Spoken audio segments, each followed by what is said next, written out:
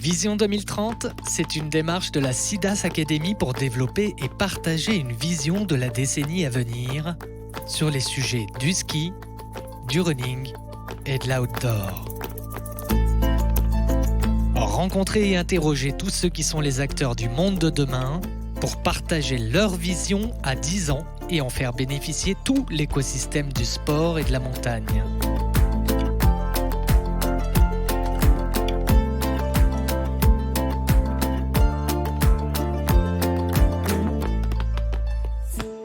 Bonjour à tous. Aujourd'hui, dans Vision 2030 de la SIDAS Academy, on est avec Xavier Gallo-Lavallée, le fondateur et président-directeur général de MND. Et j'ai un vrai bonheur à le faire ce matin avec Xavier, parce que quand on pense le ski et la montagne en 2030, c'est une évidence d'être avec MND. Bonjour Xavier. Bonjour François. Super, merci beaucoup d'être avec nous. Écoute, on commence direct dans le sujet. Qu'est-ce que tu penses, toi, de l'évolution du consommateur en 2030 ? Comment tu vois la demande évoluer dans les 10 années qui viennent ? On se rend compte en effet que la demande des consommateurs a déjà fortement évolué ces dernières années, avec un phénomène qui l'a forcément accéléré, qui est la crise sanitaire que l'on vient de traverser. Il y a une évolution du modèle de consommation, notamment autour du ski. On se rend compte que, bien entendu, les gens viennent en montagne pour skier, mais pour autant qu'ils passent plus 8 heures par jour sur les planches, et qu'ils ont besoin de découvrir d'autres activités entre amis, en famille, pour les jeunes ou les moins jeunes. Donc c'est vrai qu'on le voit nous dans nos activités. On a notamment une branche leisure qui vise à la diversification finalement de l'offre de loisirs dans les domaines skiables, en France comme à l'international. Et on se rend compte maintenant que ces 4-5 dernières années, c'est c'est un axe de réflexion important de la part des exploitants de remontées mécaniques, mais également de l'ensemble de l'écosystème finalement, et que ce soit les élus, mais que ce soit les socio-professionnels, finalement de préparer l'évolution et la prochaine étape de la montagne. Et je pense que c'est aujourd'hui un point essentiel que d'intégrer tout cela dans le cadre des plans d'aménagement des sites de montagne, des domaines skiables. Aussi bien on le voit dans le cadre de projets qu'on peut développer à l'étranger, qui sont des projets finalement de création de stations depuis rien, où dès le départ elles sont aménagées et pensées sur une approche. Alors on dit souvent 4 saisons, il est vrai que si on arrivait déjà à faire 2 belles saisons, ce serait déjà une belle évolution, mais également sur tous les pays matures de ski, on pense bien entendu à l'Europe dans l'arc alpin, mais également la Scandinavie ou l'Amérique du Nord. Aujourd'hui, on a des projets de diversification dans tous ces sites. Alors bien sûr, on n'est pas les seuls. Il y a également beaucoup de choses qui se sont passées ces dernières années, qui continuent de se passer autour, par exemple, de l'activité aqualudique. Et puis, encore une fois, comme je le disais en début, le phénomène du Covid que l'on vient de traverser a permis aux gens, on l'a vu l'été dernier par la fréquentation, notamment en France, de redécouvrir la montagne également sous un autre angle. Les gens ont besoin de sortir, les gens ont besoin de prendre l'air, ont besoin de se retrouver. Et pour ça, la montagne est une destination parfaite. Donc il faudra aussi que les destinations et que nous tous, finalement, l'ensemble de l'écosystème, sachent accompagner finalement cette transformation et ce mouvement, afin de rendre la montagne, je dirais, encore plus inclusive au niveau de l'ensemble des personnes qui souhaitent venir s'y ressourcer. Oui, donc là on est vraiment dans ce côté de la demande du consommateur d'aller se ressourcer, d'aller, je dirais ça fait un peu cliché de dire l'air pur de nos montagnes, mais il y a un côté quand même avec le Covid que j'ai ressenti auprès de pas mal d'intervenants, de vouloir sortir des villes. Donc et le télétravail va l'aider. On a des vrais exemples aux États-Unis où certains qui habitaient en Californie, qui avaient un chalet à Park City, ils y ont passé beaucoup plus de temps. Donc, oui, c'est clair. On sent bien venir ce que tu dis là, et je trouve que la montagne comme terrain d'expression et comme terrain de vie, t'as raison, déjà 2 saisons c'est bien, 4 saisons c'est encore un challenge, mais on sent vraiment venir monter cette capacité de la montagne de répondre à cette demande du consommateur très urbain. Et là, on rejoint un petit peu une évolution de la montagne, qui est cette capacité d'être inclusif aussi, pour absorber peut-être plus de typologies de personnes à la montagne.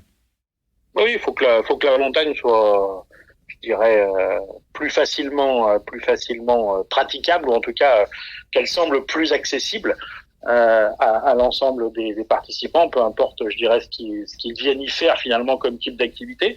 Voilà, j'insiste sur un point pourtant, et sur lequel je suis convaincu. Certains parlent de la fin du ski, par exemple, ou du manque de neige ou autre. Pour ma part, je reste convaincu que le ski est à aujourd'hui le moteur de nos stations, et qu'il le restera encore pendant longtemps, et que ce n'est pas parce que les modèles évoluent que le ski disparaîtra. Simplement, il faut probablement en effet en adapter, je dirais, son mode de proposition aux usagers finaux, pour que le ski fasse partie pleinement intégrante de leur package quand ils viennent, mais ne soit pas l'unique loisir à leur disposition. Je crois que c'est exactement ce que tu as dit, qui est de dire ils viennent pour le ski. On a quand même ce côté phare un petit peu principal. Mais quand on dit ski, l'évolution de la demande, c'est que c'est ski de piste, c'est ski de randonnée, c'est ski nordique. Donc Absolument. C'est un peu la multiplication des typologies de ski qui va aller de certains qui vont vouloir uniquement faire du ski de randonnée, peut-être sans remontée mécanique, jusqu'à une famille qui veut faire un jour du ski et un jour d'autres activités. Donc je pense qu'il a été un petit peu diabolisé sous le terme ski, alors qu'en fait, il a une telle multiplicité d'évolutions que le ski s'adaptera pour répondre encore mieux à la demande du conso, quoi.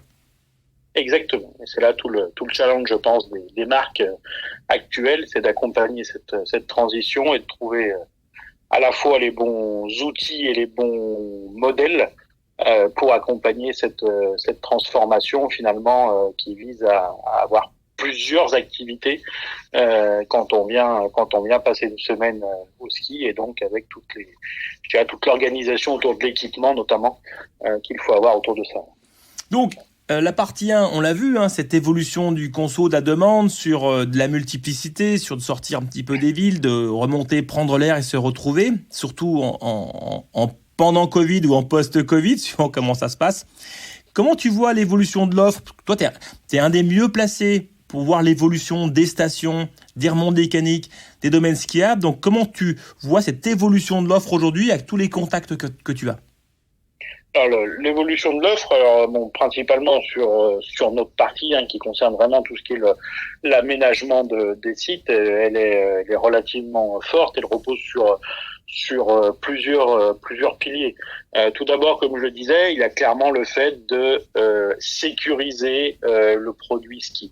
Et ça reste selon moi un pilier essentiel, qui sera d'ailleurs le seul pilier qui permettra aujourd'hui économiquement de financer une transition et une évolution du modèle. Donc pour ça, il y a toujours des investissements qui sont forts et qui devront continuer à l'être, notamment sur le renforcement des systèmes d'enneigement, qui de plus, on le dit peu, on décrit souvent le système, mais je le rappelle, aujourd'hui consomment quasiment 10 fois moins d'énergie que ce que c'était il y a encore seulement une dizaine d'années, et ont fortement amélioré leur performance énergétique. Donc il y a vraiment la sécurisation du produit ski, parce qu'aujourd'hui 80-90% des domaines skiables dans le monde tirent leur principale source de revenus et de rentabilité de ça. Pour autant, tous commencent à investir depuis plusieurs années dans l'évolution du modèle. Et à ça, plusieurs choses.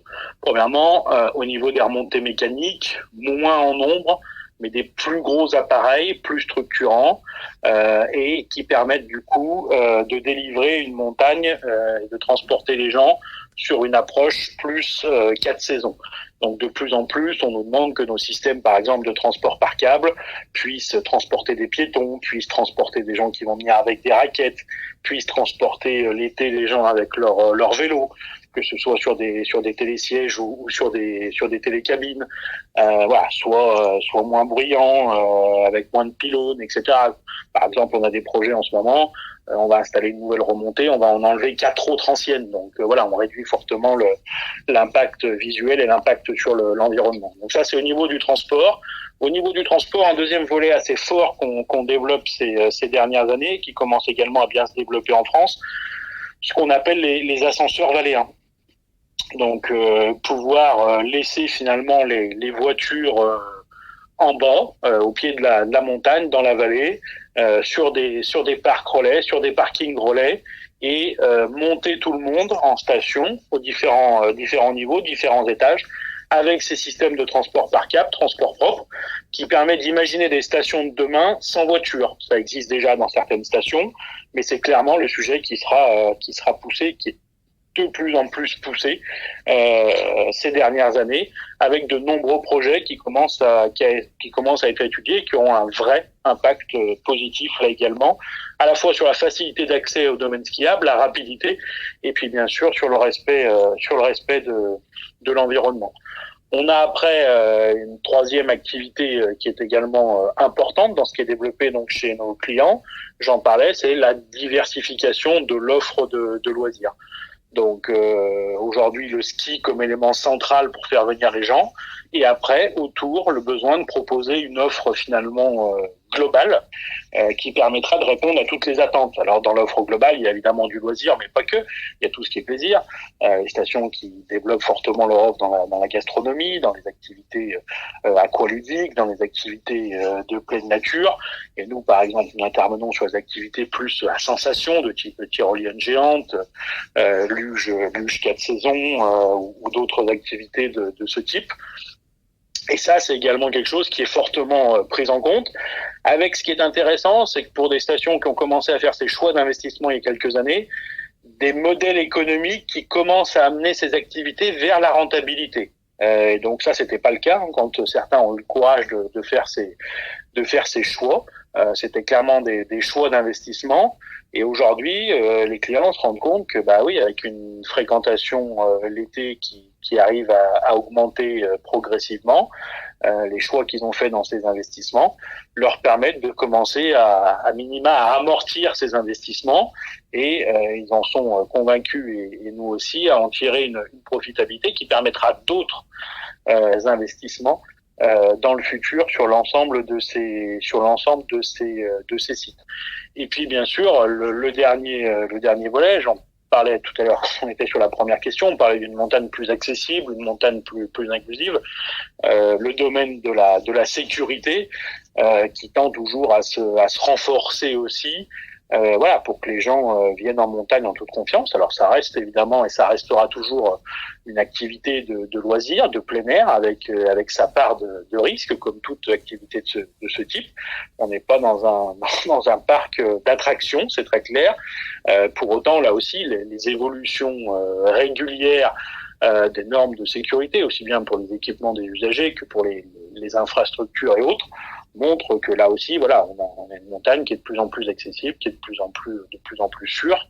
Et ça aussi, c'est une évolution du modèle qui est importante, parce que la nouvelle finalement type de clientèle qui vient en station, on parlait d'une population plus urbaine qui découvre finalement la montagne sous un autre angle.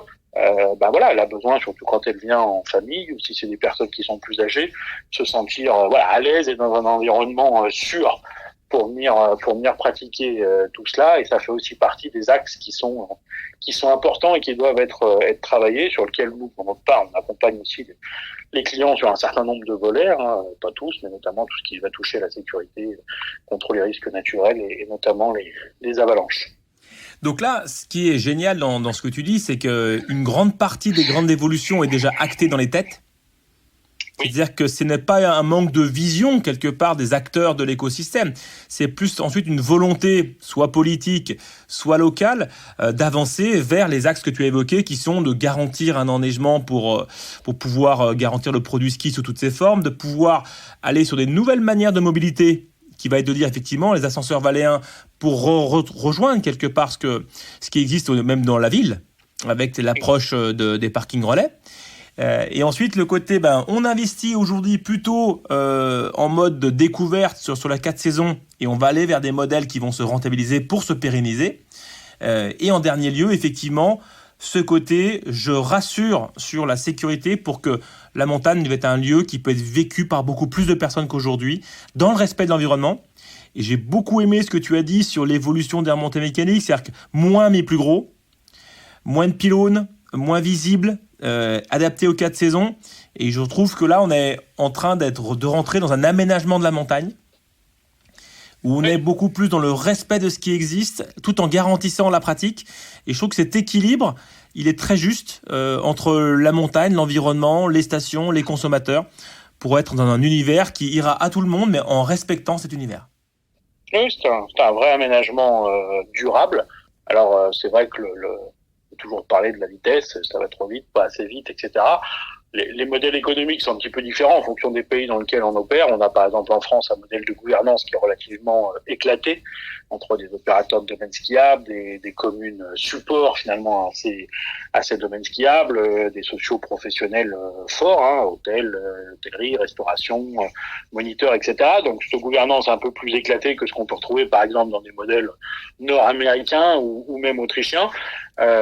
Qui du coup leur permettent peut-être parfois d'aller plus vite, mais d'un autre côté en France on voit qu'on a un cumul d'expertise extrêmement forte et donc une fois que l'ensemble des forces en présence ont réussi à s'aligner, finalement c'est l'ensemble qui déroule, parce que évidemment tout ce dont on parle ne peut marcher que si l'ensemble de la chaîne de valeur pour le client final est strictement aligné. Je pense que le plus gros challenge aujourd'hui, c'est pas un manque de vision, c'est vraiment d'arriver à aligner l'ensemble des parties prenantes finalement pour que le client final s'y retrouve bien. Si vous venez en station en été, mais que les magasins ou les restaurants où il n'y a pas de moniteur pour accompagner les loisirs, où il n'y a pas d'offre de logement, où les remontées mécaniques ne sont pas ouvertes, etc. Évidemment, ça peut pas marcher. Ça ne peut marcher que si le client final s'y retrouve et que n'importe quel moment de l'année où il vient, il a de quoi répondre à son besoin sur l'ensemble de sa demande, quoi. On est exactement dans la question 3 et effectivement, dans comment est-ce qu'on relie les deux. Et aujourd'hui, effectivement, comme tu l'as évoqué, l'approche américaine et un petit peu chinoise de resort, où effectivement les tout en un, ils sont beaucoup plus efficaces parce que c'est un ensemble de choses qui est mis en commun.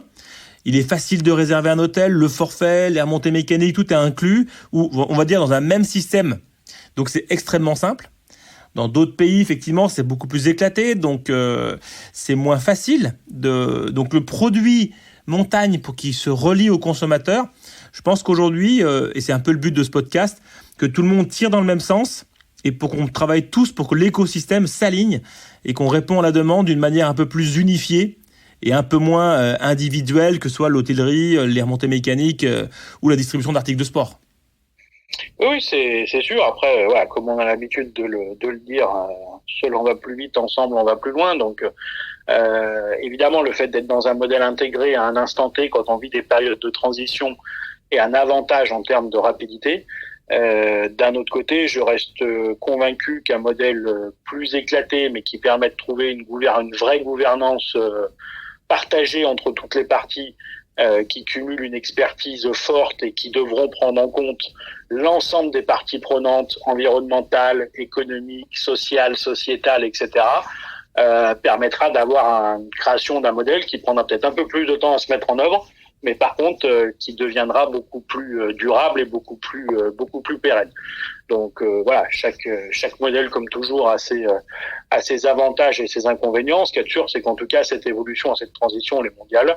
Elle touche aussi bien les marchés nord-américains que les marchés européens ou les marchés en développement comme la Chine, mais même d'autres marchés asiatiques qui sont plutôt des marchés, je dirais, en recovery, comme le Japon par exemple, sur lequel on travaille beaucoup maintenant ces dernières années, et qui est vraiment en train de remettre au goût du jour ces domaines skiables, qui a été pendant 2 décennies la première destination mondiale en termes de millions de journées skieurs.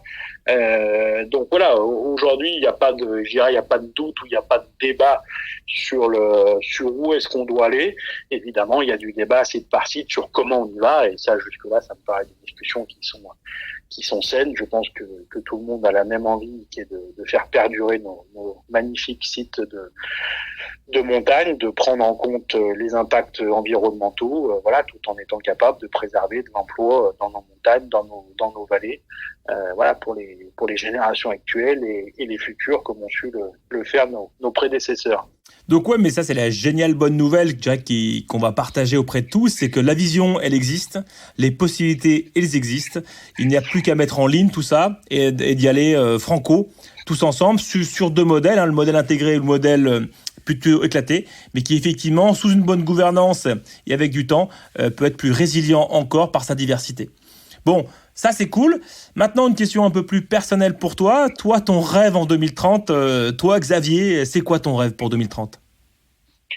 Moi, mon rêve, c'est de pouvoir, je dirais, de voir en tout cas nos destinations de montagne à travers le monde qui soient devenues des vraies destinations pour toute l'année, dans lequel on retrouve finalement toute la richesse et toute la diversité des populations que l'on sait rencontrer. Donc voilà, qui soit vraiment une montagne ouverte sur le monde, qui est bien entendu intégré toutes les contraintes environnementales. Je pense qu'aujourd'hui c'est quelque chose qui est absolument essentiel et on a tout pour le faire. L'aménagement et le développement ne doit pas s'opposer au respect de l'environnement dans un sens comme dans un autre. Les bons équilibres doivent être retrouvés et je pense que là-dessus on est sur la bonne voie. Donc voilà, une montagne plus accessible, une montagne plus sûre, plus ouverte. Je pense qu'on aura déjà tous bien réussi notre pari. Magnifique. Et si tu as des messages à faire passer, qu'est-ce que tu voudrais, où vois-tu un petit peu les points de blocage aujourd'hui ? La vision est bonne, on sait ce qu'il faut faire. Où est-ce que tu vois ces points de blocage ? Est-ce que c'est que du temps, en disant que les choses vont se faire ? Ou est-ce que tu sens, et tu auras envie de dire à certains, écoutez les gars, on s'y met pour que ça pulse. Comment tu vois cette liaison vers ce 2030 ?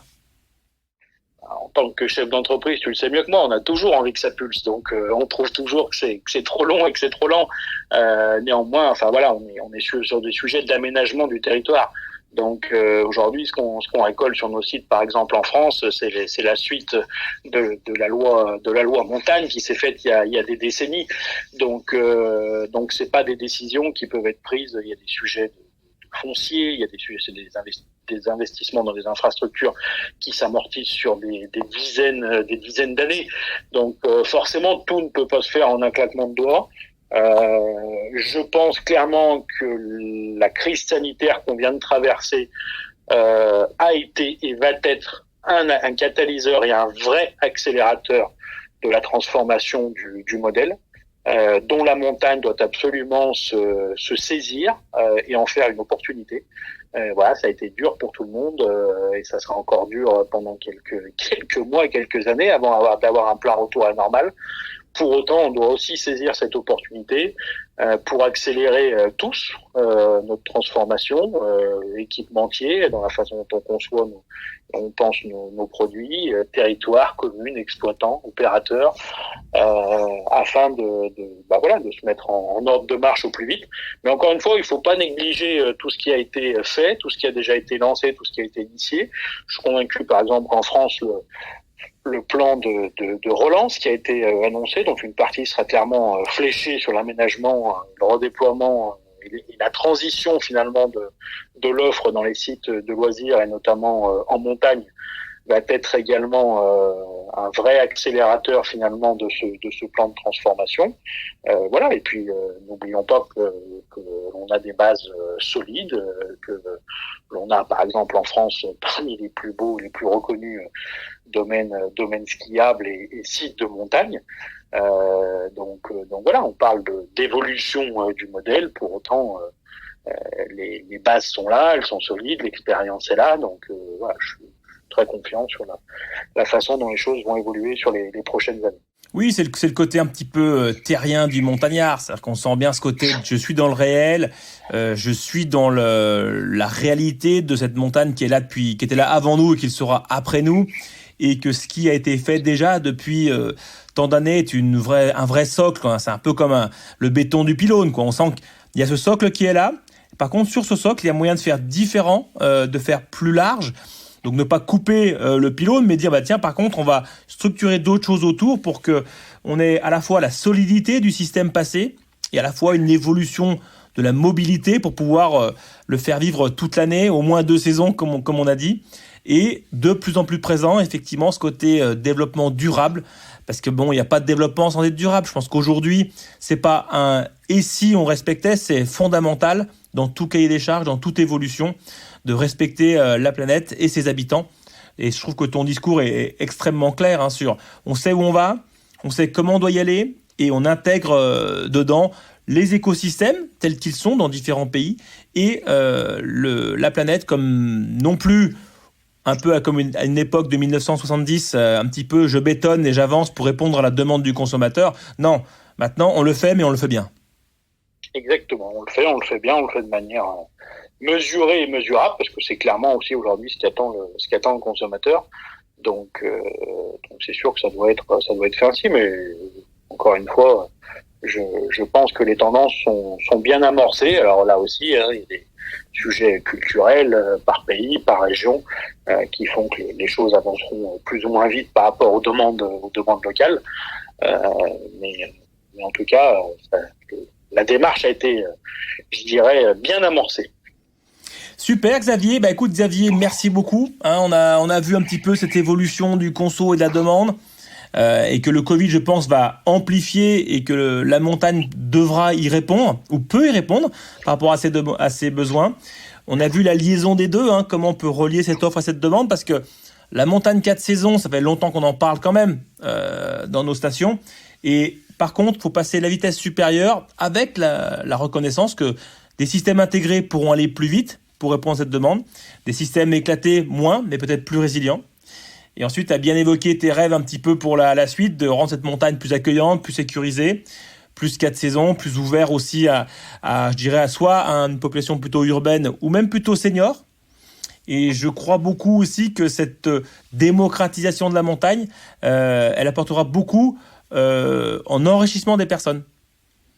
On est d'accord. C'est-à-dire qu'on a ce côté très urbain. La planète, elle s'urbanise. Ça, c'est une tendance de fond mondiale dans tous les pays. Et je pense que le fait que les gens aillent à la montagne, font du ski, c'est un enrichissement pour la planète parce qu'on pourra encore mieux passer le message de développement durable.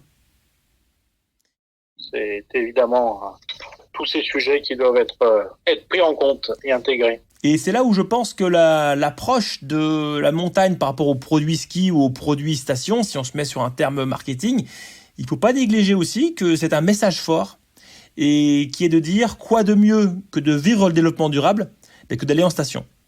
Et moi, je crois aussi à une mission que les stations du monde entier peuvent prendre avec eux, qui est de dire venez chez nous, venez faire l'expérience de la montagne, et par cette expérience, je pense que ça peut forger également une meilleure approche et une meilleure notion intuitive du développement durable. Et donc je pense qu'au-delà d'avoir un produit ski, un produit station, je suis convaincu que la montagne a un rôle à jouer dans l'accélération des consciences sur le développement durable. Oui, la montagne a toujours eu, malgré les critiques dont elle a pu faire part de nombreuses fois, je pense que ça fait partie des rares territoires qui ont toujours su déjà intégrer la préservation de l'environnement, et non pas uniquement sous la contrainte réglementaire comme certains auraient pu le penser, mais bien parce qu'il faut quand même se rappeler qu'avant tout les premiers aménageurs des sites en montagne, c'est ceux qui vivent là depuis des générations et qui vivront là encore pendant des générations, et que évidemment une de leurs préoccupations majeures, c'est de préserver le merveilleux environnement dans lequel ils vivent et ils travaillent tous les jours. Et ça, tu vois Xavier, moi je trouve que c'est un point que je trouve un petit peu négligé, qui est cette importance, on va dire, des personnes qui vivent en montagne et ceux qui y viennent, de l'évolution des consciences, et qu'on peut contribuer à une amélioration, je pense, des consciences sur l'environnement. Et la montagne a beaucoup été décriée un petit peu sur ce côté un peu Disneyland, resort, remontée mécanique, et je trouve qu'il n'a pas été assez mis en avant, ce qu'elle apporte derrière, sur l'évolution des consciences, sur ce côté aménagement du territoire, dans le respect. Et je trouve que là, il y a un petit point à pousser pour tous, qui est de dire venez, on vous en fait l'expérience et je pense qu'on contribuera tous à un monde meilleur en ayant vécu une expérience montagne. Oui, il y a probablement une communication également, en effet, à mettre en avant autour de ça, qui n'a pas forcément toujours été faite, ou en tout cas été mise en avant, pour en effet faire valoir tout cela qui aujourd'hui est vraiment vécu comme ça par l'ensemble des populations qui vivent ou qui vivent de cela également. Donc c'est en effet un point important. Xavier, merci beaucoup pour ce podcast avec toi de la SIDAS Academy sur Vision 2030, le ski à la montagne. Je te souhaite une très bonne journée. Merci François, très belle journée à toi. Salut. Salut.